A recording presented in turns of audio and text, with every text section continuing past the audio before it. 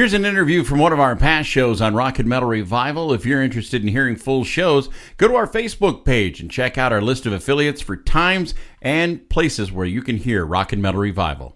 There is Zeus in Chains from the latest release from Steve Vai, and it is an honor and a pleasure to welcome Steve Vai to Rock and Metal Revival. Welcome to the show, Steve.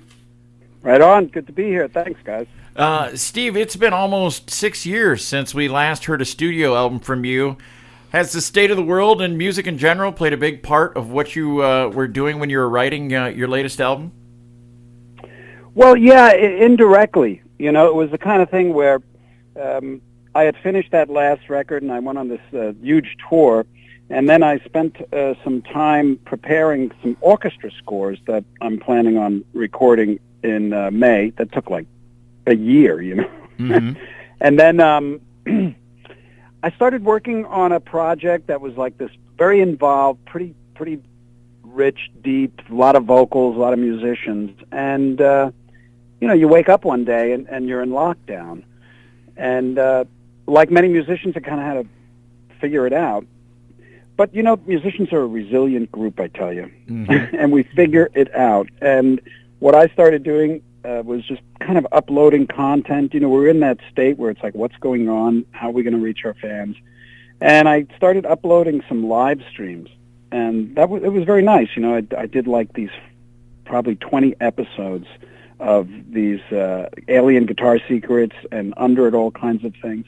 And then I started recording some content and putting it up. And what I noticed with the lockdown, there was a lot of time to be able to work on things that I hadn't really worked on. And, you know, at one point I just decided, okay, there's a record brewing here. And one of the things that really hit me was the desire to get back out on tour. You know, I've been touring for 42 years, and I love it. And when it wasn't there for a while here during the lockdown, and even before that, because it's been a little while since my last tour, I just really started jonesing. So instead of doing anything else, I just wanted to get a record out that I know the fans would enjoy and that I can go out and just play with no excuses, you know. And that's what we're working on. Nice. Now, first off, I got to thank you. I'm a guitar player, been inspired by you ever since the Attitude song. When I heard that back in '84, it freaked me out. I never heard sounds like that coming from a guitar. And I gotta say thanks for that. And also, I mean, the guitars you've created and stuff. Now, this Hydra thing, where'd the idea from this? Three necks, a harp, bass, 12-string, 7-string. I mean, how do you keep attitude. it? Where'd the idea for that come from?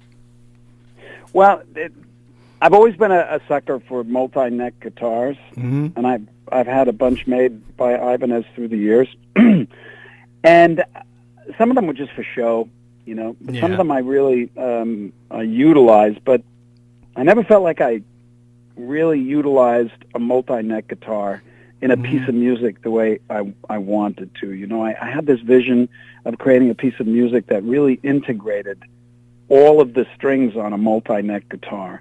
I didn't know what the song was going to be. I didn't know what the guitar was going to be, but that was the vision. You know, I want to do something that looks, when you're listening to it, everything is coming from that guitar, and it's fascinating to watch. So that was the goal, and it had to be melodic, and it had to be musical. You know, whatever song I write here, it has to stand on its own as a piece of music with a great melody, and not a novelty for a guitar, you know? Yeah. So then, finally, it was like 5 years ago, and I was watching this Mad Max movie, and there was this one scene, you know, where they go through the desert, and the guy's he's strapped on the front of the out, and he's got fire shooting at him, he's got a blowtorch on him, and I'm watching that, I'm going, damn, that's cool. I want one. No, I want three. And I'm going to actually play it. This ain't the movies. No way. Nice. So it all just went, okay, steampunk, you know, great fashion. Steampunk is such a cool, edgy fashion, and I loved it. But I didn't want to just go straight into an already existing fashion, you know. So I kind of started putting together in my head what I think a interesting multi-neck guitar would be, and it started out kind of like with these 12-string neck that was half fretless with a sustainer, and a 7-string, and then it's like a 3/4-inch bass neck with the E and the A fretless. Yeah. And then these harp strings, and I gathered some steampunk material and my idea, and I sent it to Hoshino, and they flipped. I mean, these designers just went mad. I mean, they threw all convention to the wind, because usually they're very conservative. Mm-hmm. And they sent me a rendering of the Hydra, and I just looked at this thing and I said, "Oh my goodness, that is." You're going to make that, And they're like, "Yep." So we started working on it, and it took, like I say, from beginning to end. I'm still not exactly sure, but I think 4 or 5 years. And when it finally came, I opened the case, and it was stunning, and it was terrifying, because I knew I had to write this piece of music with it. I got to do something with it, yeah. Yeah, and I put it on a stand in the studio for about a year, and every time I'd walk past it, it would kind of hiss a little bit, and try to lure me in. And then finally I carved out 6 weeks, and I sat behind the Hydra, and the first thing I thought was, oh my God, what did I get myself into here? How am I going to... Because it required a particular type of independence that I had precious little of, But, it was the kind of thing where you just sit down and you start doing it, and one thing leads to another. And I just would treat every little accomplishment as a great victory, So that makes the whole process really enjoyable. So really, writing that song and when it would click, that was just such a payoff. I mean, that is the payoff. You know what I mean? I bet. Yeah, definitely. Now, that's got to be a heck of a case that that you. Oh my God! It's like a Volkswagen. Rhodey, come get this. I ain't touching it. Yeah, it's got its own zip code. The case. Steve. One of the songs that blew me away from the first time I heard it was the song "Knapsack." And then I was totally blown away when I saw the video. I got to ask, did you do that in one take? Oh, yeah. With your what, do you want me to give away all my secrets? Because I'm like, oh my. In the music business, there's no legislation that says I got to tell you the truth about anything. You can lie to us all you want, Steve. That's fine. I can lie all I want. Yeah. Oh, man. Yeah. Well... actually, no, it wasn't one take. Of course not. Well, the way that I recorded that, so I got the idea to do it because I had just come out of surgery and I couldn't use my arm. The doctor that did the surgery, his name was Dr. Knapp, and he designed this sling for people that had this kind of shoulder surgery, and it was called the knapsack. Oh, okay. So that's why I named the song the Knapsack, because, my arm was in the sling. But it was the kind of thing where, just like the Hydra, I thought, well, it's a interesting idea, and it's kind of gimmicky. So the song has to be a good song. It's got to have melody, and it has to stand on its own as a song, and not as a novelty. Mm-hmm. So the real challenge with doing Knapsack was we were in lockdown, and there was nobody at the studio, so I had to set everything up, mic everything, get the sounds. Create the sessions, build out the sessions, videotape, and edit everything, and do all that with one hand. Wow. Oh my God! But the way that I finally recorded it was I wrote out the changes and a melody, so I had something, and I put a click down, and then I just put some drum guide down, just like a drum, and then I set up a camera. And I could hear the song in my head as I was just recording the guitar part to the drums, Uh-huh. And I probably did about, 4 takes, and then I cut it together. Nice. That's amazing. Sweet. Now, I see the tour has been postponed. Now, there's a rumor going around that I'm starting to spread that you got another set of arms attached so that you could play the Hydra more efficiently. Is that okay? You can start that rumor. You can call it the Vi advantage. So who changes the strings on that thing? Because that's a lot of strings. Not I, said me. No, that would be one Thomas Nordig. And also Greg Worth has to do it. Nice. You know, Steve, the first time I was fortunate enough to see you play was with David Lee Roth on the Eat 'em and Smile tour, and I was totally blown away watching you and Billy Sheehan play together. Do you have fond memories of that time in your career? Oh, and what was it like being Dave's first guitarist after he left Van Halen? Was there a lot of pressure? Well, there would have been a lot of pressure if I felt like I needed to compete. Mm-hmm. But I didn't, because only an idiot would try to compete with Edward Van Halen. You know what I mean? Uh-huh. And I can't. So I have my own little, my own way of approaching the instrument. But I was young at the time. I was like 25, 26, and I was thrust into a mega rock band. And before I knew it, we were selling millions of records and selling out every arena in the country. And it was a stunner. I wouldn't change that experience for anything. That was just an incredible life experience to be a part of that whole machine and to see it from the view of the stage, and just to have the freedom to engage in that kind of rock and roll. We were performers. We had this stage like the size of a football field, and we had so many lights that we were literally in the Guinness Book of World Records. Wow. And like 11 tractor trailers, and all for you to get on the stage and run around as fast as you can in crazy clothes and just play your ass off. And that's what we did. And the parties were notorious. I can't even, people say, "Oh, the parties, I bet they're wild." Brother, you don't even know. Yeah. I couldn't even believe it. So the whole experience was just glorious, and I got to work with such great guys, and working with Dave was fantastic. He was like a mentor in a sense, because come on, he was one of the most charismatic lead singers we know, especially in the 80s when the rock star thing was so prevalent. So it was nice to taste that cake. I bet it was, yeah. And man. you and Billy Sheehan together was just mind-blowing. Yeah, we really blew up the bridge.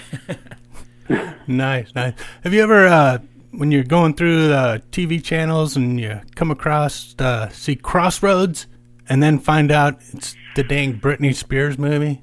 You ever run across that? Because I do all the time, and it really ticks me off. Because I want to see that head cutting.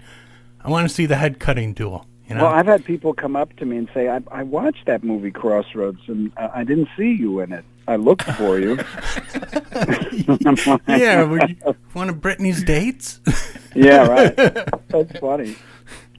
But no, there was I forget what year it came out, Crossroads, but I think it was 85, 86, something like that. Yeah. But that was the version with Ralph Macchio. Yeah, that was an amazing great movie. Love that movie. Hey, Steve, I was reading some promo literature earlier today, and it says that Inviolate is a full-on concept record the way it's not a full-on concept record the way some of your other albums have been, but I kind of get this feel. I hear Zeus, Apollo, Hydra. Am I sensing a little bit of Greek mythology in there? It's funny. Inviolate is probably one of my first non-concept records, really straight ahead with, in the past, a lot of my music very heavily produced sometimes, and sometimes it's got a lot of quirky things in it, little throwaway bits, but this I just wanted it real straight ahead. And so it's not a part of any real concept. Okay. Now, I saw the Randy Rhoads induction into the Rock and Roll Hall of Fame, and you did a little video segment talking about Randy. What did Randy's playing inspire or impress on you as a guitar player? Well, in the 80s, there was a whole new kind of way that the guitar was evolving in rock music. You know, the 70s, you had Jimmy Page, Brian May, Ritchie Blackmore, all the greats. Yeah. And in the 80s, there's always, an evolution, because new people come into the world, they listen to what's going on, and then they take it to a different place, So what was the question again? I want to make sure I answer. What did Randy's playing? Randy, right? Yeah. The thing about Randy, when he showed up, he had a couple of extra tools in the toolbox. That's what he had going for him. Like most rock guitar players at the time, it was in the 80s. Was also MTV was exploding. Oh yeah. So people were taking a lot more serious the way they were looking, and once Edward hit the scene, the guitar solo was king, and people were trying to kind of mimic that intensity, that visceral kind of rock guitar playing. But a lot of it was pantomiming. There was some guys that people come along, they see it, they love it, they're excited by it, they want to do it, and they practice it, and they can do it, and some of them do it really good. But there's not many that just break the mold. Sort of, they don't fit in. They're not necessarily trying to copy somebody. They're being influenced by that person. But when Randy hit the scene, he had, like I say, he had some extra tools, because he was also very interested in classical guitar playing, and he studied classical guitar, and he taught it. And his mother was a very effective, powerful musician in a sense, and she taught him a lot. So he came into it with this other breadth of musicality. And you can hear that. You hear it, and when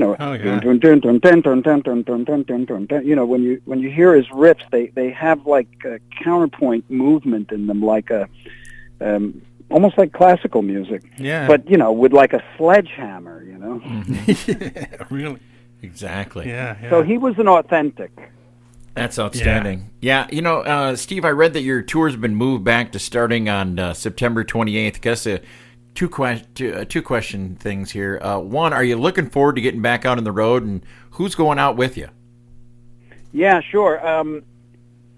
Absolutely. As a matter of fact, that's one of the reasons why I stopped certain things I was working on, and I just focused on Inviolate to get it out, because I really wanted to tour. And, we didn't know what was going to happen because of COVID and all this stuff. And you have to book a tour like a year in advance, sometimes more. Oh, man. So, we took the chance and we booked it to kick off in January here in America. But I'm planning a mega tour. Okay. So a mega tour for me is like 250 shows around the world, and it takes like a year and a half. And I go all over. I mean, I literally play in Siberia, and I'll be doing like 19 shows in China. Nice. So there's and Eastern Europe, and you go to all over the place. It'll probably be my last mega tour, because I've been doing it for so long. But I just love it, and I wanted to get on tour, and unfortunately, over the summer, I had torn my shoulder. That it took years to screw it up, and I got it fixed last December, and it healed, and I made this record Inviolate. But over the summer, I did something stupid, and I tore another tendon. And it was the kind of thing where, look, I'm a healthy guy. I'm rarely sick, that kind of thing, and holistic when I can. But this was, just like a tear, and got to be sewn. So I thought I could get through this tour, but it became very obvious that there's no way. I got to get that fixed before I go, and that's why we kind of took this American leg and moved it to the fall. I wasn't planning. It was a tough decision to not cancel because of COVID. Yeah. There's a lot involved in that, and it's kind of a difficult. It could be a challenging choice, but I decided to go regardless, because any way that we can contribute to returning to some kind of normalcy, it's time. Yeah. And I wanted to play my part in that. But and you take great risks because, and not just I got COVID. I got the Omicron, and it it's not fun, but it's not that bad, for me. And I was glad, got it over with. And but if you're out on tour right now and you're a band, and anybody in the crew or the band gets it, you can be locked down for, up to 2 weeks in certain territories. Yeah. And, while you're paying for everybody's Room salary, and the bus, even though you're not using it, and all the hotels, and that just destroys you economically. So it's a risk. I was willing to take it, but then my shoulder said, oh, no, you're not. Yeah. The bad part about that is our hometown got taken off the tour. Of Milwaukee, Wisconsin. I know, and I got to tell you, that was one of the, when I saw that, because I was going to play the Pabst. Yeah. Yeah. That's my favorite venue in America. Honest to God, I've said that for years. I've said that in the press even. It's my favorite. I am so disappointed about that. You have no idea. But, hey, I'll get there. I'm coming back. Nice. I'm coming back around to do another whole American tour. I don't exactly know when, but I do 2 runs of America, and they're usually about 6 months apart. Nice. Cool. So, one last question. One of my favorite tunes on the album is the mellow Greenish Blue. Really cool tune. Now, do you think that could have benefited from maybe adding some cowbell? Are you the one that gets on there and that cowbell's too flat? I know. Well, it depends on where you hit it, I like to do it this way. Why does it make me hungry when I hear that? I know, it's like dinner time. Well, Steve, we appreciate you taking some time out to talk to us. It's been a pleasure and an honor to have you. And like we said, we hope that the Milwaukee show, we will be there. There is no doubt in my mind. And thank you. And we always... I will be there, too. All right. I will be there, too. Yeah, it's just a matter of when we rescheduled this tour, there was 2 gigs that we just couldn't replicate because of availability of the venue and all the tons of stuff. But I'm going to get there. That's like I said, I love that place, and the promoter that books me there is great. But thank you. You bet. And we for fans who want to keep up to date with you on socials, your website the best place? Instagram, I think, is the one that they're focusing on more, but there's Facebook and website vi.com. Okay. Yeah. And we always let the artist pick a song out. So what would you like us to play off the new album? Oh, boy. How about Teeth of the Hydra? Hell yeah. All right. That's outstanding. Steve Vai, you are always welcome back on Rock and Metal Revival. Thank you, guys. Cheers.